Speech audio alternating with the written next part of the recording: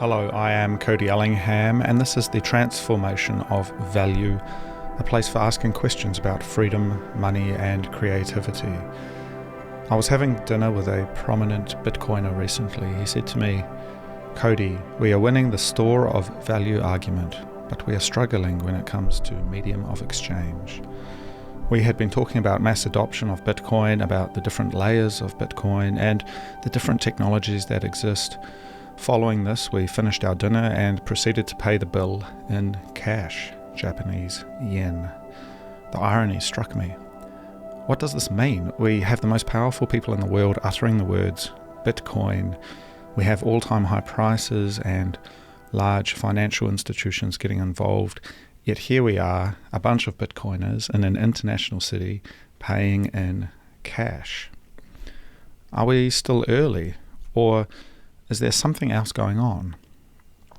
Today I propose that we take a step back and ask some deeper questions about how Bitcoin and money encounter each other in the world and where things might go from here.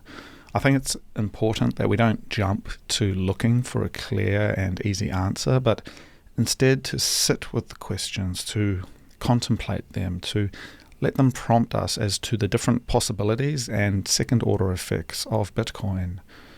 So, is Bitcoin about mass adoption, or is it about parallel resistance? The modern financial system is totalitizing. That is, there are very few inhabited places on Earth where money cannot buy things. In most of those places, the monetary regime is set by the state. There can be some grey zones, though. Many years ago, I was in the Pacific island of Tonga, and there you could pay for a taxi with New Zealand dollars, Australian dollars, or in the local currency. There was a degree of parallel currencies in operation, but that mostly reflected a lack of financial infrastructure. I mean, I was just paying cash after all. But that's not that much difference to my experience the other night, paying for my dinner in cash. It's very interesting. My experience, though, in developed nations is that for the most part, people are not so worried about debasement and manipulation of money. It's just not at the front of mind. The ability to access banks, have a bank account, have credit facilities, to get loans, to get an overdraft, the convenience of all of that stuff is an order of magnitude more important for people in their day-to-day lives. Most people, again, in the developed world are not crying out for something new to replace their local currencies. Instead, they want more of it, fiat accumulation. It's worth pointing out that the scale of the current financial infrastructure that is out there in the world is mammoth. Those layers and layers of systems and relationships and businesses and software, established banks and corporations, and everything from gift cards to government treasuries to export receipts and payment terminals. It is all built in service to a fiat money worldview. It's not just about consumer payments. It's the entire financial plumbing of bonds, currency issuance, international trade, foreign exchange. It's all bound up in law, taxation, spreadsheets, contracts, and so much more.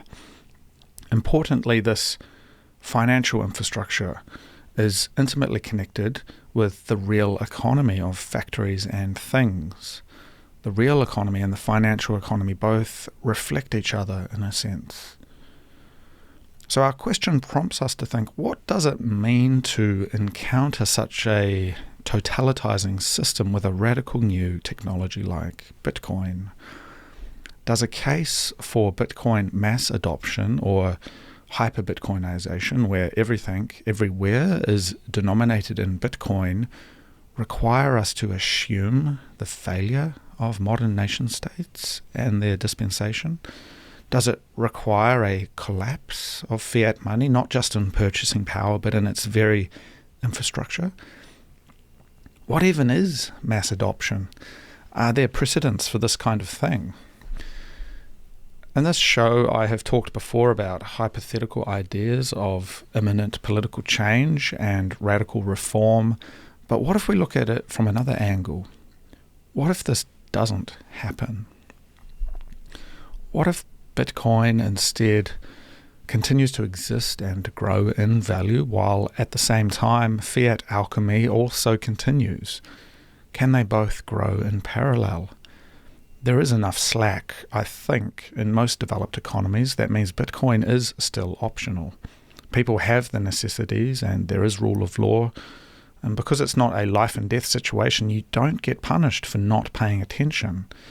Even with significant price increases or unaffordable houses or other hardships, there is still some sense that things mostly work, right? I think of the financial order a little bit like the way legal systems have developed.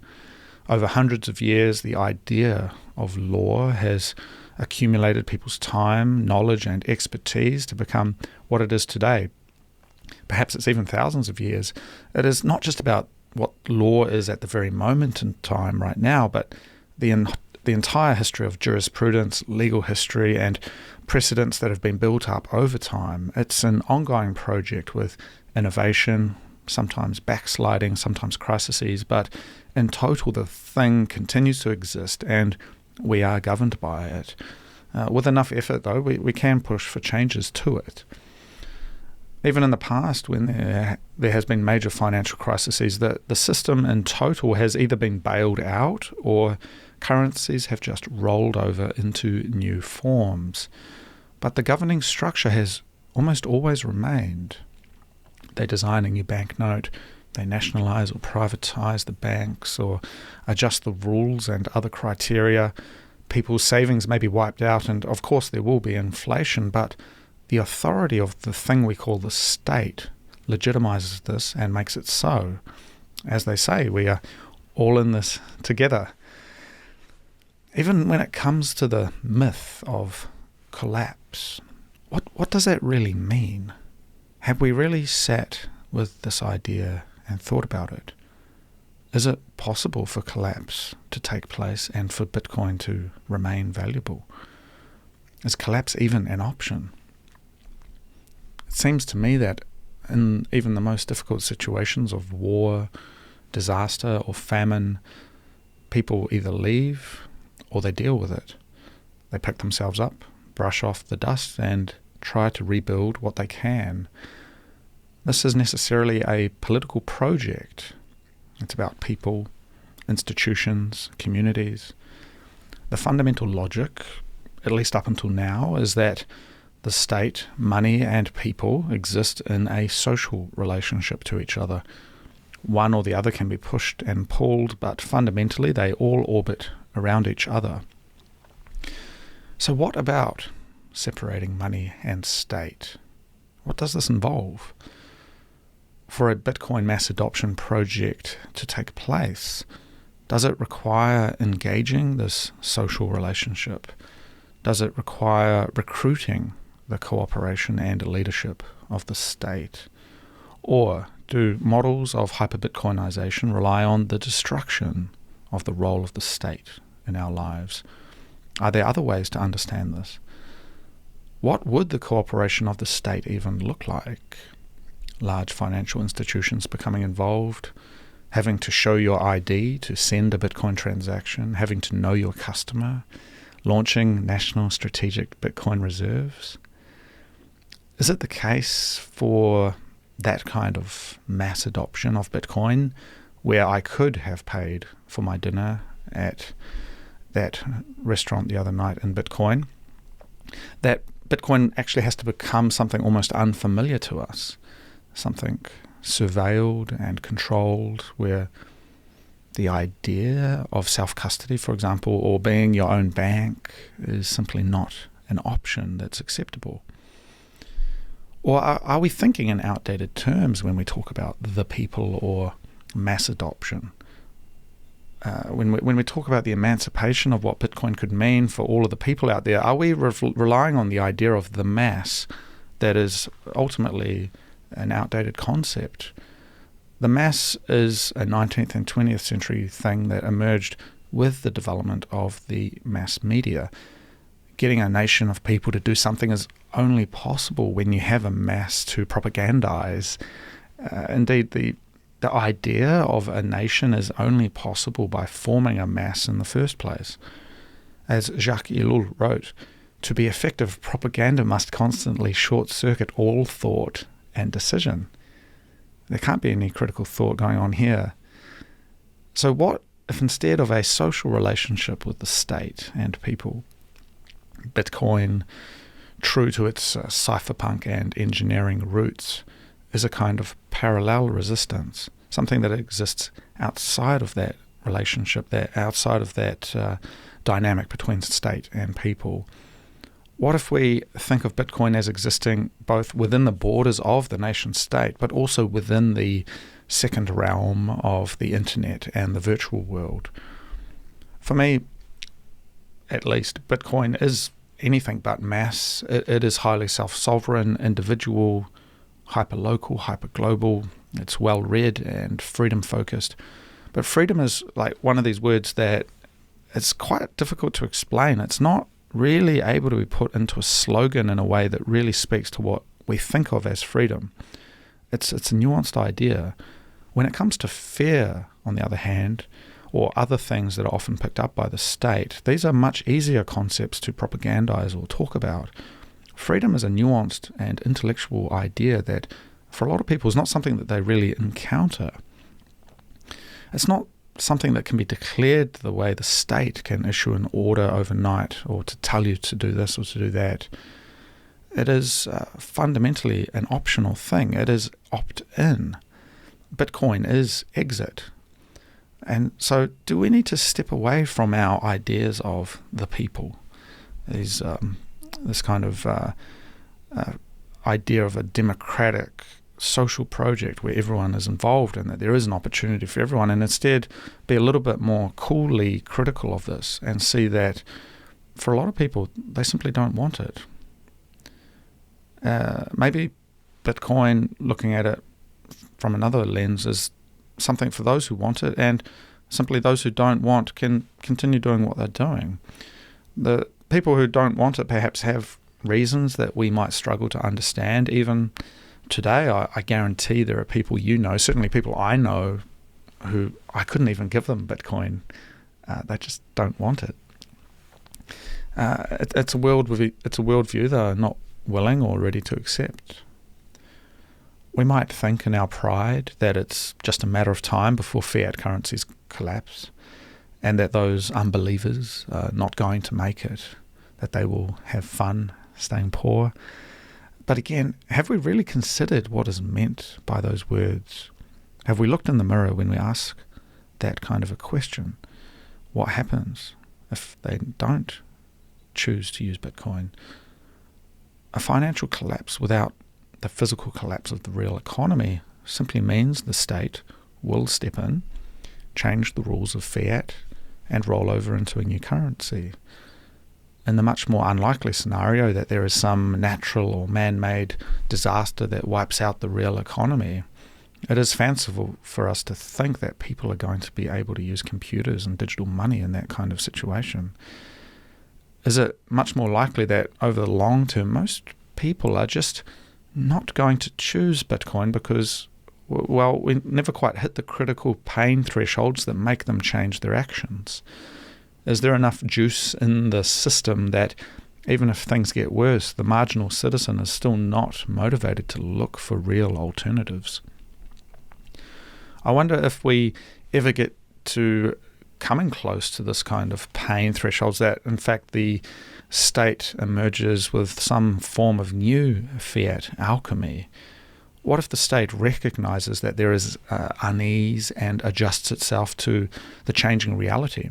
Perhaps they may even include some kind of underwriting or backing of their fiat money with something like Bitcoin to at least give the illusion of stability.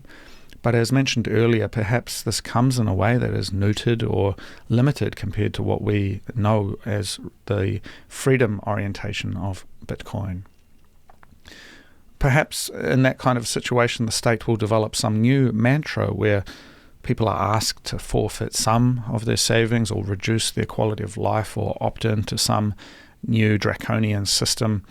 But it is for the greater good, of course. You know, we live in a society after all.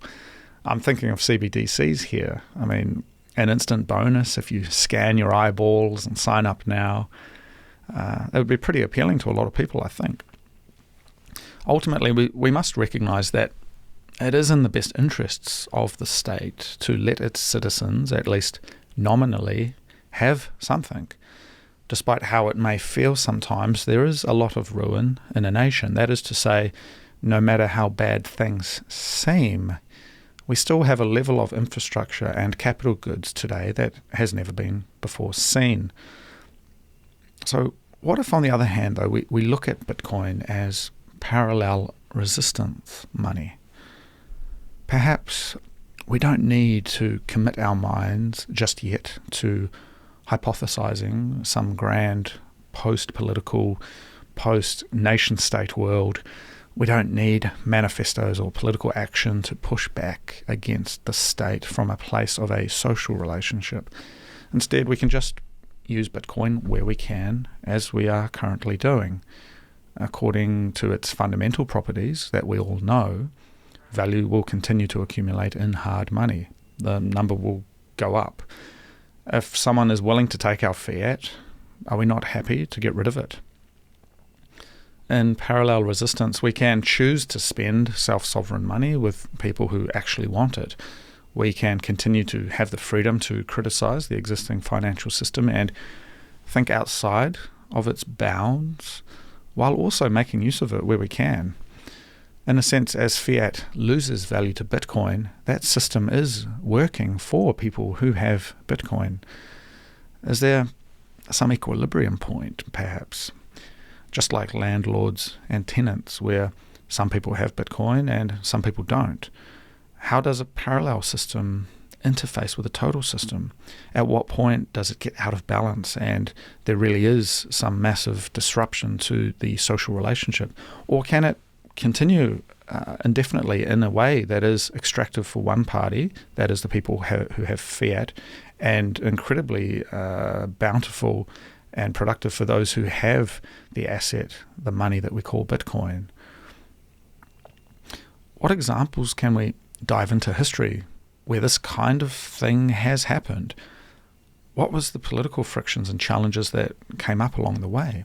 What key things needed to happen on these examples that we can perhaps learn from?